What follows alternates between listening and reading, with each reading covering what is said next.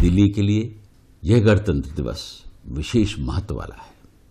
अब से कुछ दिन के ही बाद हम अपनी नई सरकार का चुनाव करेंगे। मुझे विश्वास है कि आज के इस प्रजासत्ताक दिन में हम सब लोग मिलकर संकल्प करें कि हम भारत को दुनिया की तीसरी अर्थव्यवस्था तो बनाएंगे। इस संकल्प को पूरा करें और अपने कर्तव्य दायित्व को निभाते हुए देश को आगे बढ़ाने में अपना योगदान दें। त्रिपुरावासी के लिए रखना चाहता हूं, जो संविधान को सामने रख के हम लोग सब चले। गणतंत्र दिवस हमें अपने संविधान द्वारा दिए गए मूल्यों को याद कर उनको पूर्ण रूप से अपने जीवन में अंतर्निहित करने का मौका होता है। लोकतंत्र हमारे संविधान का सबसे महत्वपूर्ण मौलिक सिद्धांत है। हमारा संविधान हमें यह आजादी देता है कि हम अपने मत से सरकार को चुनें और यह तय करें कि हमारी शासन व्यवस्था की बागडोर किनके हाथों में होगी। दिल्ली के लिए यह गणतंत्र दिवस विशेष महत्व वाला है। अब से कुछ दिन के ही बाद हम अपनी नई सरकार का चुनाव करेंगे। हमें याद रखना होगा कि हम केवल एक सरकार नहीं चुनेंगे, बल्कि एक ऐसी व्यवस्था चुनेंगे जो कि अगले 5 वर्षों तक हमारे जीवन के प्रत्येक पहलू को प्रभावित करेगा।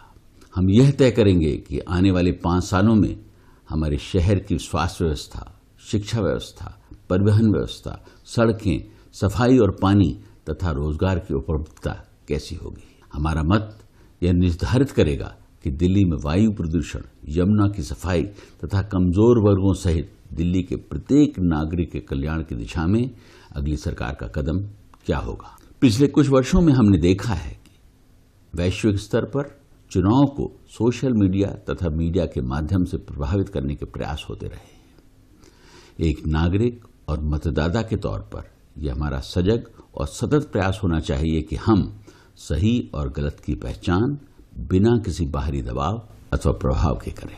लोकतंत्र के इस महापर्व को मनाने की जिम्मेदारी हम सभी की है।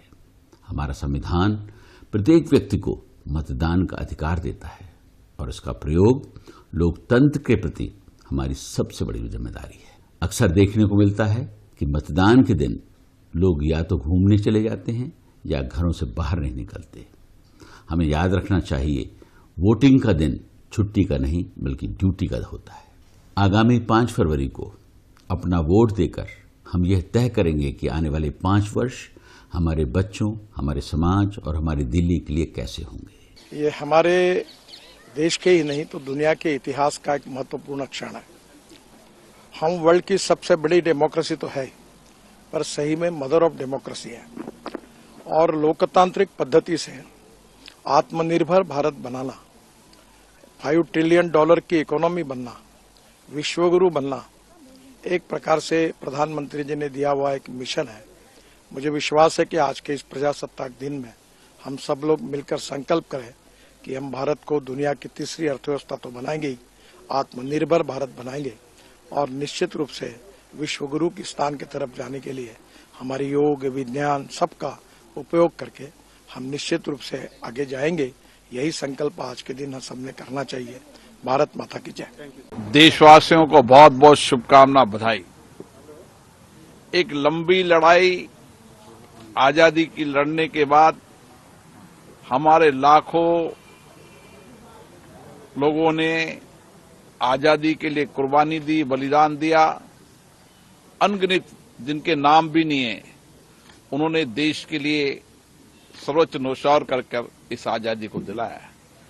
आजादी के बाद हमारे मनीषियों ने देश में एक ऐसा लोकतंत्र दिया जो दुनिया के लिए मार्गदर्शक है। ये संविधान हमारा जीवंत दस्तावेज भी है और जीवंत जीने की राह भी बता रहा है।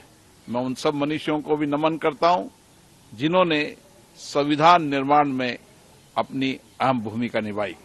देशवासियों से आह्वान करना चाहता हूं, आए हम सब मिलकर विकसित भारत बनाने के इस संकल्प को पूरा करें और अपने कर्तव्य दायित्व को निभाते हुए देश को आगे बढ़ाने में अपना योगदान दें। जय हिंद।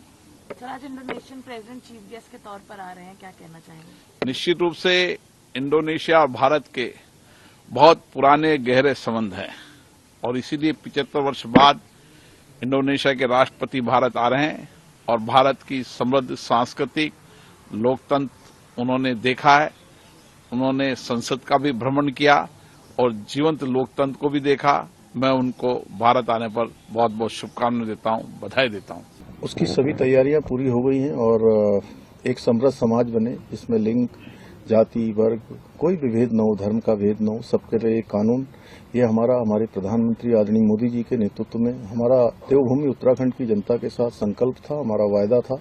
हम उस वायदे को पूरी तरह से कल लागू करके पूरा कर रहे हैं। Well, first of all, we'd like to say Happy Republic Day, and Republic Day is always a very proud moment for the country. I think we have had a lot of achievements, and we look forward to many more. We have the President of Indonesia, President Prabowo Subianto, as our special guest. 1950, at the first Republic Day, Indonesian President was the guest. So it's very appropriate that on the 75th anniversary again we have Indonesia. It's a very close country geographically and culturally and politically, historically to us. We've had very good discussions yesterday between the Prime Minister and the President. So I'm sure that today will be a very happy day, and I think for the whole nation, a moment to be very proud. देखिए, ये बहुत ही ऐतिहासिक दिन है। 76वां ये जो Republic day है आज, और ये हम लोग के लिए बहुत एक गर्व की बात है।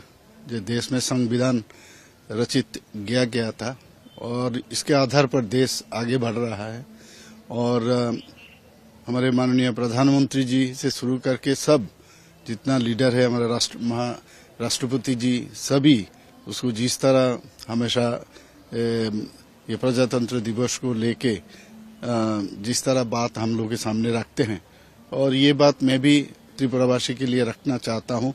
जो संविधान को सामने रख के हम लोग सब चले और एक त्रिपुरा श्रेष्ठ त्रिपुरा जो बनाने का हम लोग प्लेज किया था, और देश को आगे बढ़ने के लिए जो हम लोग को करना चाहिए था, development is our main motto, और उसको आगे हम लेके चलेंगे। यही मैं सबको त्रिपुरावासी को मैं शुभेच्छा देना चाहता हूँ।